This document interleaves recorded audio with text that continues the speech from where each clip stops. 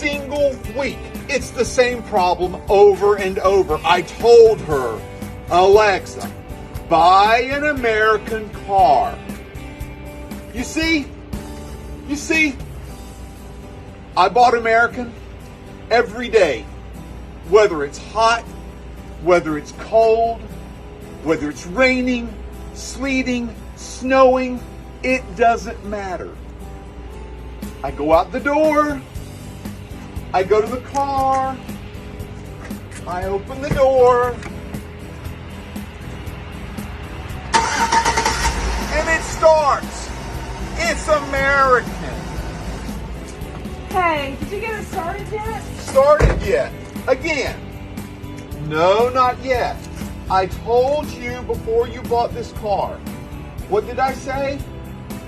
Buy American. Buy American. Built by Americans. Made in America. To drive on American roads. But this one's blue. Yeah, so are you. Because your car won't start. Let me get the jumper cables and I'll see what I can do. Thanks.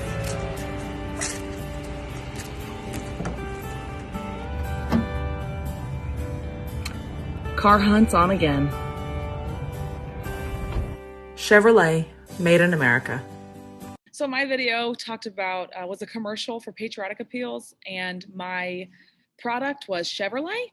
And so I recruited my dad and we did a commercial together about why you should purchase American-made Chevrolet.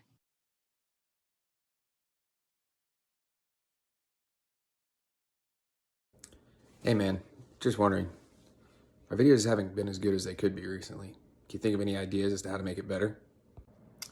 Yeah man, I've got a couple ideas of some things that we can do. I'll get back to you on it.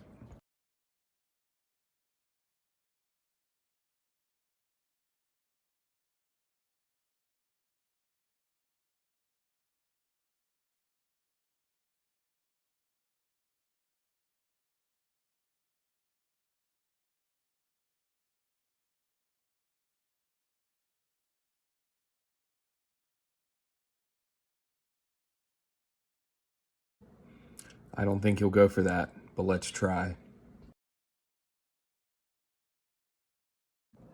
That's still probably a little expensive.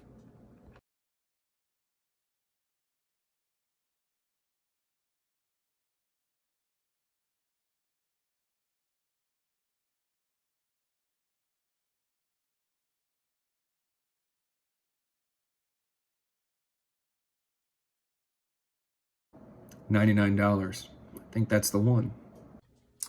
Hey boss, any chance that we can spend $13,000 on a drone? No, absolutely not. There's no chance we're spending $13,000 on a drone. Well, I did find one for $99. What about that? Now that we can work with. $99, not that bad. So my video was door in the face. The whole idea of the door in the face is that you start big and work lower. So in my video, the whole premise of it was that the company wanted something to shoot video with, specifically to make it better. So I was focusing on drones. I started off with a $13,000 drone, and after that was rejected, I moved to a $100 drone.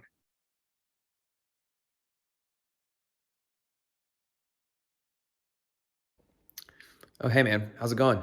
What brings you in here today? Oh, nothing much. I was just thinking about getting some more supplements today. Wasn't sure though. Well, since you're in the market, here's this protein powder. Can I interest you in it? I mean, yeah, I'm interested in it, but I don't know. Seems a little expensive, doesn't it? I'm not 100% sure about that, but how about this, man? Since you really like that, I'll make the deal a little bit sweeter. If you buy that protein powder, throw in some pre-workout to go with it. Okay, well, I mean, that's definitely making it a little bit more enticing, but I'm still not sure if that's how much I want to spend, for the protein, and even though you're throwing in the pre-workout. You can see what you're saying, man. So how about this? I'll include the pre-workout with the protein powder. And then just to make it a little bit sweeter for you, two boxes of our best protein bars that we sell here at the store. You know what? I like the sounds of that. You got yourself a deal. And then for my second video was the That's Not All tactic, which the whole point is that you're sweetening the deal.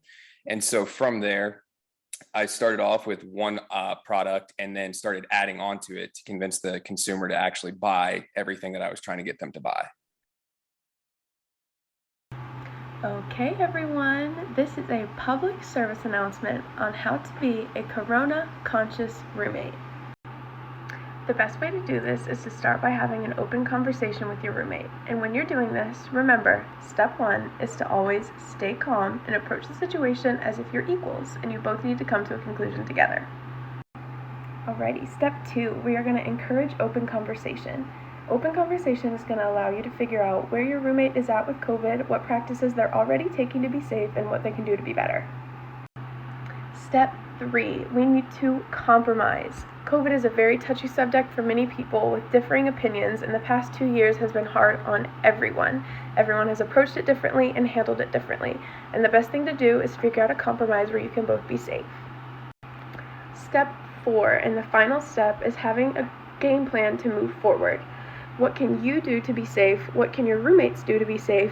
And how can everybody stay accountable for themselves and each other? When you encounter a COVID scare, what are you going to do? When you're out in public, are you going to wear a mask? Things like this need to be discussed, and everyone needs to agree on what to do moving forward so that everybody can be safe and happy. I did the PSA video, and I did it on how to be a coronavirus conscious roommate. And I used somewhat of like the warmth approach and kind of what you should do in the situation, giving tips on how to have open conversations with your roommates and what everyone can do to stay safe during Corona. Hey, do you have a minute? Sure. Do you like cats or dogs by any chance? I really can't stand cats, but I love dogs. Well, did you know that in America, 6.3 million animals are put into shelters per year? How many? 6.3 million. Out of those, 920,000 are killed per year. That's 105 per hour. Are those all dogs or cats too? All household animals. Oh my god, now I feel so bad. Would there be any way that you would be willing to donate $20 to ASPCA.com? Every $20 will save a pet's life. Yeah, like you want me to Venmo you? Yeah, you can do that, or I can give you the link after this. We can just Venmo. Oh Alright. my gosh, that's so sad. Well, did you know this information before? Absolutely not. All right, well, thank you so much for your time.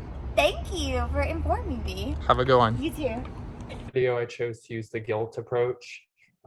I chose a random bystander who was walking by and informed them a little bit about the statistics behind animal kill shelters. I informed her about how many animals go into shelters per year and how many of those end up being euthanized. After I told her about this information, which she had never heard before, I asked her if she would be willing to donate to the ASPCA to save an animal, and she gladly agreed. This just showed that by guilting somebody, it's a good persuasive technique to influence people to support your cause. Our hypothesis was that if you had a celebrity endorsement, it would probably be more successful. It would be more successful than if you didn't use a celebrity endorsement to push a product. There's a lot of information out there that kind of shows that that's definitely the case with most products and brands, depending on a few key factors. Okay, so for the celebrity endorsement in terms of literature review, to my surprise, there was actually quite a bit of information about how celebrity endorsement affects buyer behavior. I found a lot of interesting studies that people had done. Most of them had stated that, the main reason for celebrity endorsement was to boost awareness for the product. But there's also warnings for celebrity endorsements. You have to choose a celebrity that most people like. If there is an issue, for example, Chris Brown was a celebrity endorser for Got Milk until his assault on Rihanna. So they pulled from that immediately. There have been a lot of issues. So you do have to be careful with that. But overall, celebrity endorsement can increase sales of a product by 4%. And that's what all of the studies were going towards. So for our social experiment, I chose to ask consumers which ad they would more likely be influenced by, a traditional Coke ad or a celebrity endorsed ad. after asking consumers which advertisement they'd be more likely influenced by, we then recorded these results and shared which ad is more influential. Something I learned through our research that I found interesting was the concept of if a product does not match the influencer or celebrity's brand per se, that this can not only hurt the product, but also hurt the celebrity, showing that this may have been more of a business deal than an actual passion project. Something else I found interesting was that a brand can start to rely too heavily on a influencer or celebrity's audience, such as the brand Wrap Snacks, which features celebrities on their packaging. Would this brand still be successful without the celebrity endorsements or not? I found that interesting as well. And I was tasked with creating an abstract for the paper. I did this by kind of summing up and giving a bit of an intro as to what's going to be discussed, and how companies in the modern day rely pretty heavily on celebrity endorsements, and how it's proven to be pretty successful and pretty positive, as Alexa said, with 4% increase in stock on average, an increase in sales, and things like that. And I also began to introduce how celebrity endorsements cannot always be successful, as they kind of target younger generations who can be more easily swayed. And I also concluded the paper by discussing how much celebrity endorsements have changed over time, beginning roughly in like the 1700s with kind of like royal endorsements, which I found pretty interesting, all the way up to modern day, with TV ads, commercials, newspapers, and how, although this is a great tactic, can pretty often pull on the emotions of consumers, and how that also needs to be taken into account.